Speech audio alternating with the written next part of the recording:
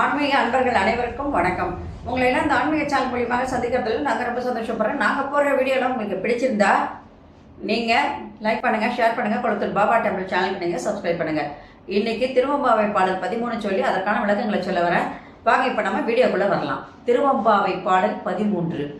பைங்குவளை car மலரார் Sengamala by போந்தார் அங்க குறு இனத்தார் பின்னும் அறவத்தால் தங்கள் மனம் கழுவார் வந்து சார்தலினால் எங்கள் பிராட்டியும் எங்கோனும் போன்றிசைந்த பொங்கு மடிவிற்புக பாய்ந்து பாய்ந்து சங்கம் சிலம்ப சிலம்பு கலந்தார்ப்ப கோங்கைகள் பொங்க குடையும் புனல் பொங்க பங்கைய புனல் பாய்ந்தேலோ ரெம்பாவாய். இது பாடல். இப்போ இந்த பாடலுக்கான விளக்கம்.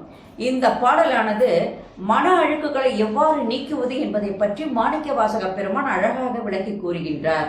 ஏன்னா மன அழுக்குகளை நீக்கினால்தான் நம் உள்ளமானது தெளிவடையும். அந்த உள்ளம் தெளிவடையும் பொழுது அந்த இறைவனுடைய திருவடியானது நம்முடைய மனசில் பதிச்சு விடும். அதனால நம் இறைவனோடு ஒன்று செல்வதற்கான வாய்ப்புகளை அது ஏற்படுத்தி கொடுக்கும் என்பதை அழகாக இந்த பாடலிலே சொல்லி இருக்கின்றார் மாணிக்கவாசக பெருமான்.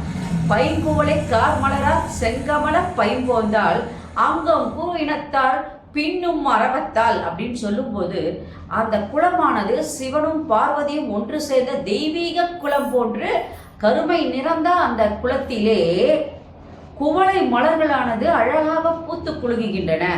அந்த குவளை மலருக்கு எதை ஒப்புமையாக சொல்லுகிறார் என்றால் அம்பிகை பிராட்டியை அழகாக அங்கு ஒப்புமையாக சொல்லுகின்றார். ஏன்னா குவளை மலர் கருப்பு, அதே மாதிரி அம்பிகை பிராட்டியும் கருமை நிறம் உடையவர் என்பதை அழகாக சொல்லும் போது இரண்டுக்கும் ஒப்புமையாக கூறிவிட்டார். அதே போன்று அந்த குளத்திலே சிவந்த நிறமுடைய சிவபெருமானை போன்று செந்தாமரை மலர்கள் அழகாக பூத்து குலுங்குகின்றன என்று சொல்லும் போது சிவனையும் பார்வதியும் அங்குள்ள பூக்களுக்கு ஒப்பாக கூறி கருங்குவளை மலருக்கும் செந்தாமரை மலருக்கும் ஒப்புமையாக அங்கே மாணிக்கவாசக பெருமான் அழகாக சொல்லிவிட்டார். இதுக்கு அப்புறம் என்ன சொல்றாருன்னா, அந்த குளத்திலே நீராடும் போது என்ன ஆகுதுன்னா அந்த குளத்தினுடைய பாம்புகள் ஒன்றுடன் ஒன்று அங்க குறினத்தால் பின்னும் அறவத்தால் அப்படின்னு சொன்னாங்க. ஆரவம் ஒன்று ஒன்று பின்னுவது போல அந்த குளத்தினுடைய அந்த அலைகள் மெதுவாக ஒன்னொன்னா அடுத்து அடுத்து அடுத்து அடுத்து வந்துகிட்டே இருக்கு இல்லையா, அது அரவங்கள் பின்னுவது போல அழகாக அங்கே வந்து கொண்டிருக்கிறது என்று சொல்றார். அது போல அந்த குளத்திலே எழும் ஒளி அலைகள் தொடர்ந்து வந்து கொண்டே இருக்கிறது. ஒளி அலைகள் என்னது தொடர்ந்து வந்து கொண்டே இருக்கின்றன.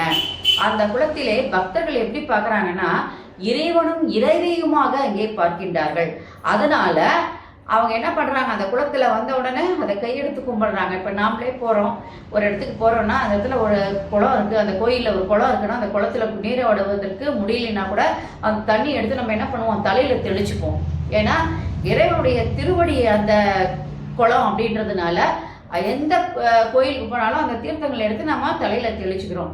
சில பேர் அதில் நீராடவும் செய்வாங்க. முடியலன்னா நம்ம தீர்த்தத்தை தெளிச்சுக்கிறோம், மூஞ்சையெல்லாம் அதில் நல்லா கழுவிட்டு வரும். காரணம் என்னன்னா இறைவனும் இறைவியும் அதே போன்று எந்த குலத்துல போனாலும் அந்த இறைவன் இறைவியை அங்க இருப்பதாக நாம் ஐகியத்துல அதை வணங்கி கும்பிடுறோம். அதே போன்றுதான் இங்க இந்த குலமானது இறைவியும் இறைவனும் ஒன்று சேர்ந்த ஒரு குலம் என்பதனால அனைவருமே பக்தர்கள் அனைவருமே அதை என்ன பண்றாங்க, மனமாற கும்பிட்டு அதுக்கப்புறம் தான் அதில் குளிக்கிறாங்க. இதுல நம்முடைய ஆத்மா அழுக்குகளை நீக்குவதற்காக நாம் என்ன பண்றோம், அந்த குளத்தில் நாம் நீராடுகின்றோம். ஆத்மா அழுக்குன்னு சொல்லும் போது மனசுல நிறைய அழுக்குகள் இருக்கும். அந்த அழுக்குகளை எல்லாம் நம்ம நீக்கினாதான் இறைவனுடைய திருவடியை நம்ம உள்ள நமக்கு தெளிவடைஞ்சிடும். அந்த தெளிவில் நம்ம என்ன பண்ணோம், இறைவனுடைய திருவடிகளை நம்ம பார்க்க முடியும், இறைவனோடு ஒன்று செல்வதற்கான வாய்ப்புகளை ஏற்படுத்த முடியும். அதனால ஆத்மா அழுக்குகளை நீக்குவதற்காக தான் நாம் அந்த குளத்திலே நீராடுகின்றோம். அப்படி மட்டும் இல்லாம அவ்வாறு நீராடும் போது அந்த குளத்திலே சிலம்பு, தண்டை, கார் சிலம்பு இவைகளெல்லாம் ஒளி எழுப்ப அந்த குளத்திலே நம் உடல் முழுவதும் முழுகும்படியாக நாம் அங்கே நீராடுகின்றோம். கால் சிலம்பு, தண்டை, அதே நேரத்தில் கால் சதங்கை இதெல்லாம் முழுகும்படியாக குதிச்சு எல்லாரும் அங்கே நீராடும் போது நம்முடைய உடல் அழுக்கு மட்டும் இல்லை, உள்ள அழுக்குகளும் அங்கே நீங்கி விடுகிறது. அது மட்டும் இல்லாமல் நாம் அந்த மல மாயங்களையெல்லாம் நீக்கி நம்ம மனதில் இருக்கின்ற அந்த அழுக்குகளை எல்லாம் நீக்கி நாம் நீந்தி கொண்டிருக்கும் பொழுது அங்குள்ள பக்தர்கள் என்ன பண்ணுறாங்கன்னா கூட்டம் கூட்டமாக வந்து கொண்டே இருக்கின்றார்களாம். அவ்வாறு வருவது எப்படி இருக்குன்னா, அந்த அம்பிகை பிராட்டியினுடைய கையில் அணிந்துள்ள வளை கூட்டங்களை போன்று கூட்டம் கூட்டமாக பக்தர்கள் வந்து என்ன பண்ணுறாங்க, அந்த இறைவனை வந்து இறைவையும் வந்து வணங்குகின்றார்கள் என்று சொல்லுகின்றார். அது மட்டும் இல்லாமல் மன அழுக்கு, உடம்பழுக்கு, ஆணவம், இது மூன்றும் என்னது உயிர் அழுக்குகள். இந்த உயிர் அழுக்குகள் என்ன பண்ணோம், நம்ம நீக்கினால் மட்டுமே நாம் இறைவனை சென்று அடைய முடியும். அத்தகைய மடு, அந்த மடுவிலே நாம் வந்து கால் சிலம்புகள் கலந்து நீராடும் பொழுது அந்த இறைவன் இறைவி இருவரையுமே என்னது தாய் தந்தையராக இருக்கின்ற இருவரையுமே நாம் வந்து அந்த அர்த்தநாரீஸ்வரனை வணங்கி அந்த குளத்திலே நீராடும் பொழுது நம் பாவங்கள் எல்லாம் தொலைந்து நாம் வந்து மறுபிறவிக்கான ஒரு இன்பமானது நமக்கு கிட்டுகிறது என்பதை தெள்ள தெளிவாக அழகாக மாணிக்கவாசக பெருமான் இந்த பாடலிலே விளக்கி கூறுகின்றார். இந்த வீடியோ உங்களுக்கு பிடிச்சிருந்தா நீங்கள் லைக் பண்ணுங்கள், ஷேர் பண்ணுங்கள், குளத்தூர் பாபா டெம்பிள் சேனல் நீங்கள் சப்ஸ்கிரைப் பண்ணுங்கள். நாளைக்கு திருவம்பாவை பாடல் 14 சொல்லி அதற்கான விளக்கங்களை சொல்ல வர. நன்றி, வணக்கம். இந்த வீடியோ உங்களுக்கு பிடிச்சதை நீங்கள் லைக் பண்ணுங்கள், ஷேர் பண்ணுங்கள், குளத்தூர் பாபா டெம்பிள் சேனலுக்கு நீங்கள் சப்ஸ்கிரைப் பண்ணுங்கள்.